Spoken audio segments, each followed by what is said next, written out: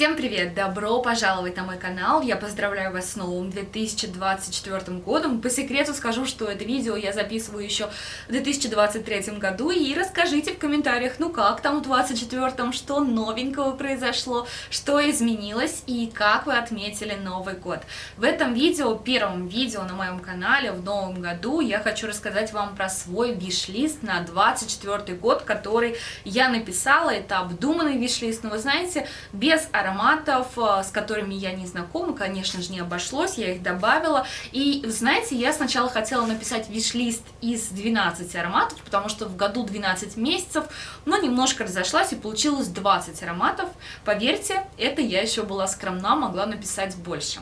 Это видео я снимаю при поддержке интернет-магазина Рандеву. Свои парфюмерные мечты и планы я в новом году буду воплощать именно в интернет-магазине Рандеву. Оставлю для вас ссылку на интернет-магазин, оставлю для вас промокод на скидку 10%, который суммируется со всеми скидками и акциями на сайте, вдруг и вы что-то захотите заказать из своего виш-листа.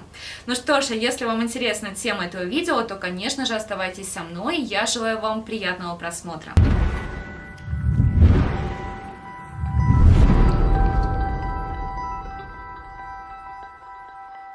Итак, давайте начнем. Первый аромат, который я хочу заказать, это Косомарати Ксерджов 1888. Если вы помните, то недавно в моей коллекции оказался Ксерджов Ренессанс, и тогда я рассказывала, что мне показалось, что этот аромат я тестировала когда-то в Золотом Яблоке, он мне понравился, но по итогу я получила нечто другое, то есть я перепутала этот аромат, и что я в итоге тестировала, я не могла вспомнить. Так вот, вы знаете, меня осенило, что тестировала я вообще не линейку Ксерджов, а линейку Ксерджов Косомарати, и это был аромат 1888. Мне он очень понравился в Золотом Яблоке при затесте, мне показалось, что он классический, глубокий, мне кажется, что он на осень будет классно звучать и раскрываться, поэтому я заношу его в свой виш-лист первым. Второй аромат, который я также занесла в свой виш-лист, это Кассиопея от Тициана Теренци, аромат, который когда-то был в моей коллекции, я им делилась и распила я его просто под ноль. Очень скучаю по Кассиопее, особенно зимой. Прекрасный аромат про тарелку сочных спелых фруктов, который я очень хочу вернуть в свою коллекцию, но сейчас цена на Кассиопею очень сильно выросла, и если она опустится, ну даже если не опустится, то я обязательно ее куплю в 2024 году. Следующий аромат, который я занесла в свой виш-лист, это аромат, с которым я познакомилась благодаря пробничку, это Hermès Anne Jardin Citer. Мне очень понравилось, как звучит этот аромат. Вроде как это такой, знаете, свежачок на лето, но в то же время он не банальный. Не только цитрусы, заявлена еще нотка фисташек. И вы знаете, я чувствую не вот прям натуральные фисташки, а скорее какое-то фисташковое печенье. И вот это сочетание цитрусов, вроде как бодрых, свежих с печеньками, мне очень нравится. Поэтому Anne Jardin Citer тоже обязательно куплю в 2024 году. Не обещаю, что вообще куплю все из своего виш-листа, но надеюсь, что большинство из этих ароматов в моей коллекции появится. Следующий аромат, который я занесла в виш-лист, это Франк Бакле Винил.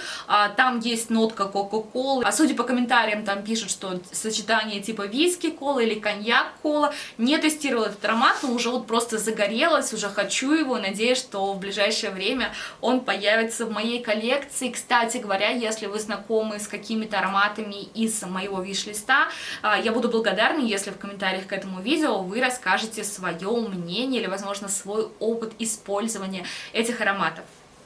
Следующие два аромата, которые я заношу в свой виш-лист, я мечтаю о них года два, я не понимаю, почему они до сих пор не появились в моей коллекции. Это ароматы от Byredo, Mix Emotion и Slow Dance. Очень хочу, и, наверное, первая моя покупка в 2024 году, это будет Byredo Mix Emotion, потрясающая смородина и горящие костры. Хочу эту странность, хочу этот микс эмоций, поэтому обязательно куплю.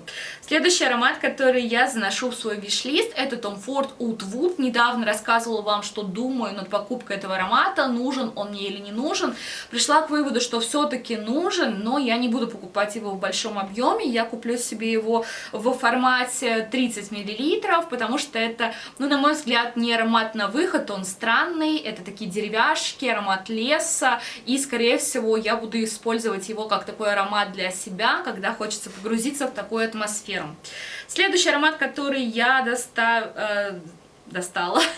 Следующий аромат, который я добавила в свой виш-лист, это Yves Saint Laurent Кафтан. Просто уже кафтан не достать. Вы знаете, очень долго этот аромат лежал в моем виш-листе на рандеву. Я думала, покупать, не покупать. Пару раз добавляла в корзину, снова оттуда доставала.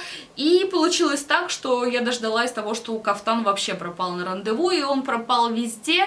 И если он появится, то я обязательно его куплю. Классный аромат про выпечку и церковный ладан. Очень-очень необычный. На зиму мне нравится, как он раскрывается. У меня было пару отливантов этого аромата, я их сносила, они у меня закончились, к сожалению, теперь я хочу флакон, хотя стоит он недешево. Следующий аромат, следующие, вернее, ароматы, которые я добавила в свой виш-лист, это два аромата от бренда Memo, это Madry и Moonfever. Мне очень понравились они, я тестировала их в Золотом Яблоке, ходила вокруг них, тоже не понимаю, почему до сих пор не купила, и надеюсь, что в 2024 году они у меня появятся. Классный аромат на тему цитрусов, но опять же, для меня лично это не банальные цитрусы, они интересно раскрываются, каждый по-своему, расскажу о них подробнее, если все-таки приобрету. Следующий аромат это Gucci Moonlight Serenade, это как раз таки тот аромат, который я хочу купить вслепую. Я даже спрашивала в своем телеграм-канале, если кто-то знаком с этим ароматом, чтобы рассказали о нем, но походу с ним никто не знаком. Это, знаете, такой аромат темная лошадка, который никто не знает, но судя по пирамиде там есть лаванда, и она должна быть красивой. Если почитать комментарии на фрагрантике, я обожаю ноту лаванды, я все еще в поиске идеальной лаванды, хотя, как мне кажется, идеальная лаванда у меня уже есть, это Tom Ford Lavanda Extreme, но если появится у меня еще какой-нибудь классный лавандовый аромат, я буду вполне не против, поэтому добавила этот аромат в виш-лист. Следующий аромат это Love in Black от Creed. Я когда-то тестировала разные ароматы Creed, но, вы знаете, почти ничего меня не зацепило. Понравились только два аромата, это Love in White и Love in Black. И мне кажется, что Love in Black звучит красивее. Это аромат на тему фиалково-ирисовой пудры. Причем пудра, как мне кажется, там очень современная, такая глянцевая даже. И я вообще не фанат пудровых ароматов. Иногда под настроение такое очень хочется, поэтому, скорее всего, куплю себе. Следующий аромат это Amouage Interlude.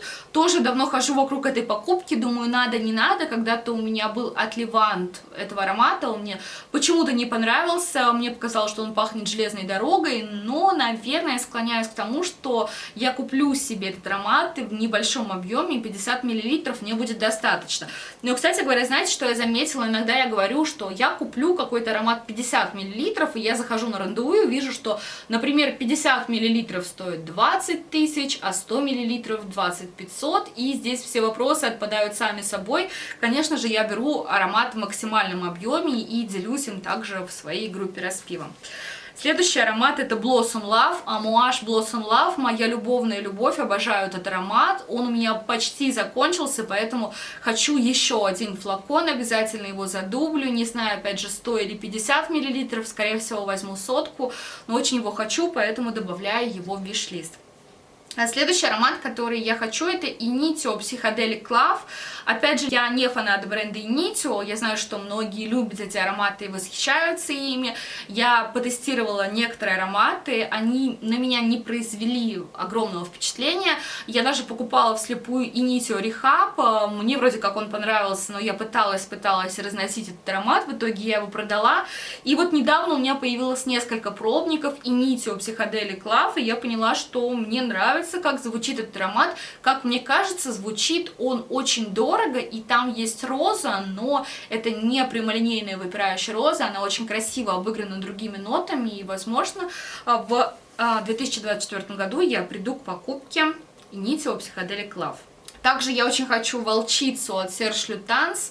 Стоит как крыло от самолета, там за флакончик 50 мл 1030. Не уверена, что куплю этот аромат, но это очень красивый миндаль. Не знаю, стоит ли за миндаль столько платить, подумаю над этим, но на всякий случай решила добавить этот аромат в виш-лист.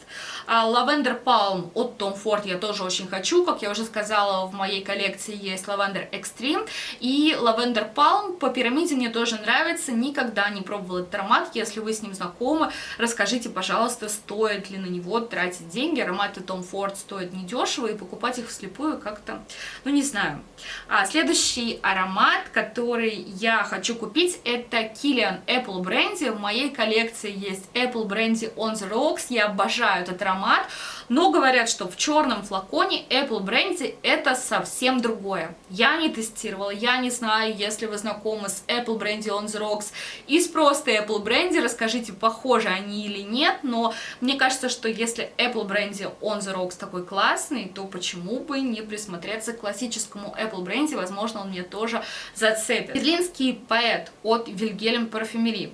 Знакома, тестировала, не могу сказать, что это вау аромат, но мне кажется, что он невероятно уютный, раскрывается в ключе, скажем так, аромата «Один зонтик на двоих», но, конечно же, они не клоны, просто и там я чувствую черничный пирог. Думаю, что куплю ближе к осени, когда захочется таких уютных ароматов. И последний аромат, про который я хочу рассказать, это Ex Nihilo Atlas Fever. Мне очень нравится ваниль в этом аромате, она красивая, но опять же здесь есть вопрос цены, потому что мне кажется, что за последний год ценники на ароматы Ex Nihilo просто неприлично выросли, а Atlas Fever почему-то стоит еще дороже других ароматов, порядка 30 тысяч за 100 мл, но знаете, здесь что перевесит? Либо разум, либо хотелка. Вот не знаю, какая чаша весов перетянет, увидим с вами по моим обзорам о покупках в 2024 году. Ну что ж, на этом все. Рассказала вам про 20 ароматов, которые я страстно желаю купить в 2024 году. Если вы знакомы с какими-то из этих ароматов, рассказывайте свое мнение в комментариях, что вам нравится, что не нравится, что вы рекомендуете купить, а что нет. И также пишите свои виш-листы. Составили ли вы уже виш-лист на 2024 год и какие ароматы вы хотите больше всего.